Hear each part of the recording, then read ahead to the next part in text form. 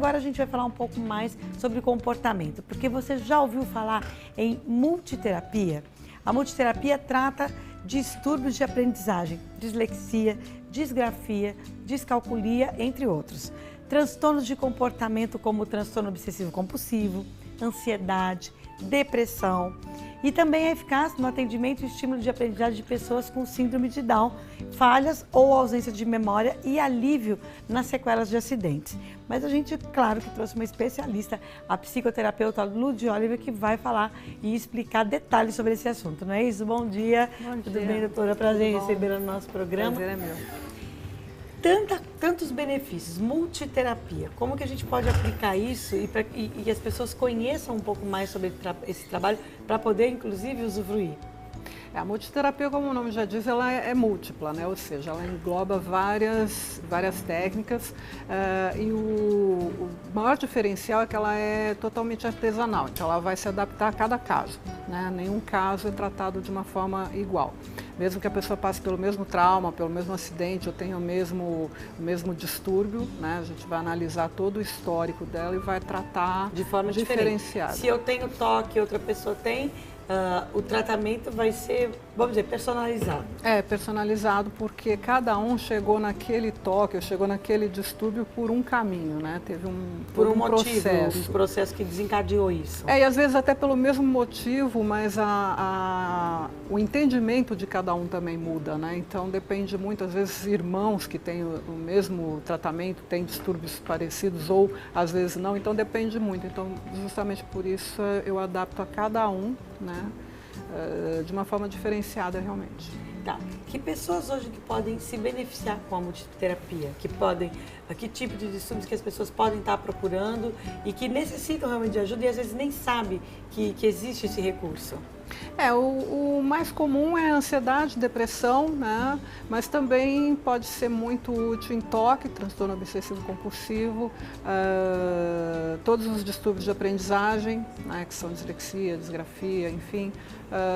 E os de comportamento, no caso toque, né? E também Tourette, que é a variação do toque. O que é o Tourette? Tourette seria não é bem uma variação, ela é uma característica, né? Geralmente quem tem toque acaba de alguma forma tendo Tourette também. Tourette é quando a pessoa pode ter isoladamente ou pode ter junto com o toque, é quando ela emite sons, né? E que isso é repetitivo, então ela tem uma sequência de sons. Ela tem necessidade de emitir esses sons, eu não saio de casa sem bater 3 vezes na parede, fazer uma não é nem assim uma coisa muito consciente, não. É uma coisa que se desenvolve e ela acaba fazendo de uma forma até mecânica. É automática. Ela não tem essa consciência. Alguns até têm, né? Eu vou fechar a porta 3 vezes, Isso, na verdade, é um toque até leve, né? Porque existem toques, tipos de toques bem mais profundos. Agora, isso de fazer o movimento 3 vezes, às vezes lavar a mão 3 vezes, tem um ritual todo, também é toque, mas ele é considerado um pouco mais leve, né? Como que a gente pode reconhecer que já é um transtorno obsessivo compulsivo ou que é apenas uma mania? Aonde está o limite dessa diferença? Isso é uma definição mais minha, né? Eu costumo dizer o seguinte, quando isso começa a atrapalhar a sua vida. Tá? Claro que se for uma sequência que a pessoa tem que fazer um movimento 7 vezes antes de acontecer alguma coisa, aí já é meio problemático. Mas existem casos de pessoas que às vezes perdem o horário para trabalhar, às vezes nem conseguem trabalhar porque ficam voltando 22 vezes até fechar a porta e ter ideia de que fechou realmente. Então, quando atrapalha o processo, a rotina já é considerado um caso bem problemático. Mas, de qualquer forma, né, se a pessoa está fazendo uma coisa muito repetitiva, é interessante que ela procure tratamento. Tá. Nós comentamos também que no caso de pessoas com síndrome de Down, pode ter um benefício muito grande com a multiterapia. De que forma que isso pode ser aplicado? A gente usa mais para o aprendizado, né? Porque na verdade a maioria das pessoas com síndrome de Down, elas têm uma inteligência bastante ampla, né? O que falta é a gente saber trabalhar com eles. Então a multiterapia ela se adapta bem a isso, até porque como ela é artesanal, né? Ela acaba tratando cada caso como um caso, cada um é um caso único, então ela tem um efeito bem interessante. Seria o multiterapia porque é tratado com vários... a psicologia e mais alguns outros recursos. São várias técnicas que englobam, inclusive, algumas técnicas de arte-terapia, né, de musicoterapia também, sons que são... Cada cérebro responde de uma forma a um determinado som, né? Essa coisa, às vezes falam, a música clássica é boa para bebês, tal, não é muito bem por aí. Depende muito, cada cérebro vai se adaptar a um tipo de som. Então, eu também faço um teste. Na primeira sessão a gente faz um teste para saber quais os sons que se adaptam ao cérebro daquele paciente. E aí ele vai ser usado também aqueles sons para ajudar no tratamento, né? Então acaba sendo um outro recurso. E fora isso tem uma série de técnicas que são adaptadas a cada caso. Alguns casos puxam mais para arte-terapia, outros para medicina comportamental, outros vão mais para relaxamento, né? Enfim, cada um vai ter adaptado. Até porque você vai o quê? Avaliando a reação e a evolução. Né? Se você aplicou, vamos dizer, a musicoterapia e a pessoa respondeu bem, você vai, de repente, caminhar um pouco mais pela musicoterapia, num caso isolado, do que... por isso que é exatamente um tratamento personalizado, como você disse. Agora, no caso da musicoterapia, ela entra em todos.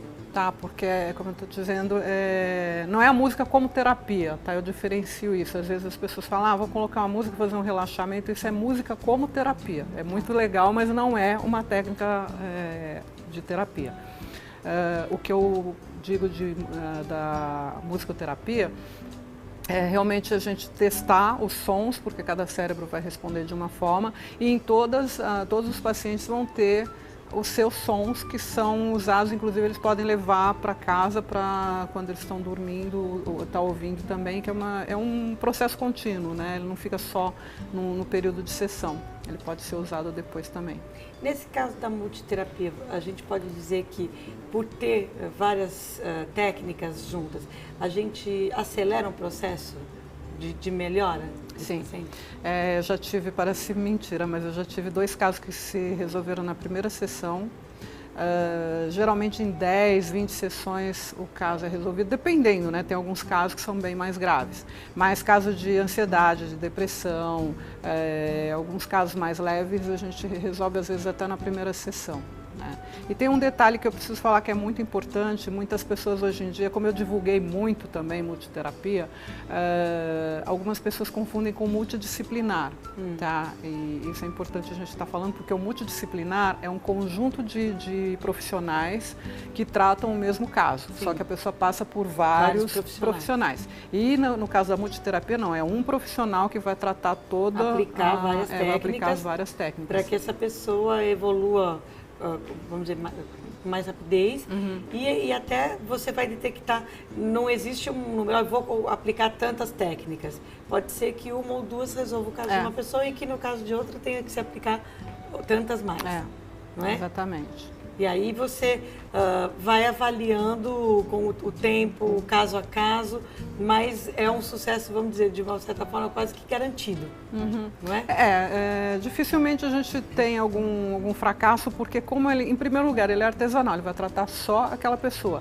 Em segundo lugar, vai ser analisado desde quando os pais, isso é importante também, desde quando os pais se conheceram, como é que essa criança foi concebida, enfim, se teve algum processo traumático nesse processo todo, nesse período todo. Então é algo que a gente tem como avaliar e tratar, né?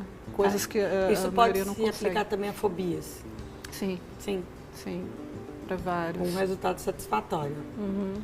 Não, é fantástico, né, gente? Para a gente saber que existem tantos recursos e que você pode sim ser bem sucedido no seu tratamento e principalmente, né, chegar a esse resultado satisfatório em menos tempo do que você talvez chegasse com outras alternativas. É Exato. isso? Inclusive eu desenvolvi essa técnica justamente porque eu precisei de tratamento, né, e não encontrei. Então eu desenvolvi um tratamento um pouco mais rápido, justamente porque eu tive muita dificuldade em conseguir, né?